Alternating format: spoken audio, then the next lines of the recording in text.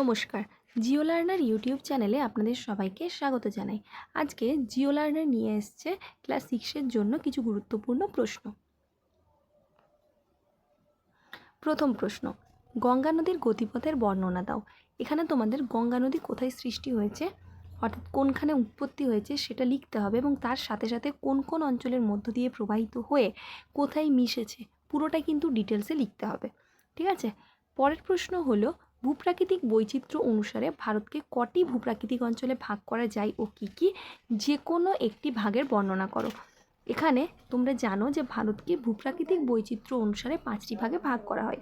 সেই 5টি ভাগ সম্পর্কে অর্থাৎ 5টি ভাগের নাম কিন্তু তোমাদেরকে লিখতে হবে এবং তার পাশাপাশি কিন্তু যে কোনো একটি ভাগের বর্ণনা দিতে হবে। এখানে কিন্তু তোমাদের যে উত্তরের পার্বত্য অঞ্চল আছে সেটা কিন্তু খুবই গুরুত্বপূর্ণ।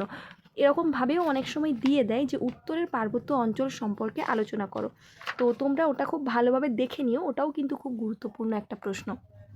পরের প্রশ্ন হলো কিভাবে দিন এবং রাত্রি হয় তা একটি পরীক্ষার সাহায্যে প্রমাণ করো। তোমরা জানো সূর্যের আবর্তনের ফলে যে পাশটা সূর্যের দিকে থাকে সেই পাশে হয়, পৃথিবীর যে পাশটা সূর্যের দিকে হয় সেই পাশে দিন হয় এবং তার বিপরীত প্রান্তে রাত হয়। এইভাবে দিন রাত্রির সংগঠন হয়। তো এটা তোমাদেরকে একটা পরীক্ষার সাহায্যে সুন্দর করে ছবির মাধ্যমে কিন্তু দেখাতে হবে। পরের প্রশ্ন হলো অক্ষরেখা এবং দ্রাঘিমা রেখার মধ্যে পার্থক্য লেখো।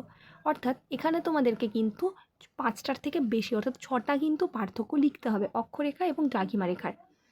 এবং সবথেকে লাস্ট প্রশ্ন যেটা, সেটা কিন্তু খুবই গুরুত্বপূর্ণ একটা প্রশ্ন, পৃথিবী পৃষ্ঠের প্রধান প্রধান অক্ষরেখাগুলি চিত্র অঙ্কন করো।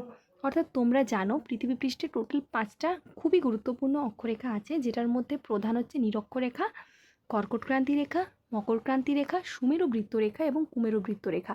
ওগুলো সবগুলোই কিন্তু এখানে ছবির মাধ্যমে দেখাতে হবে এবং প্রত্যেকের মান কিন্তু দিতে হবে। ঠিক আছে।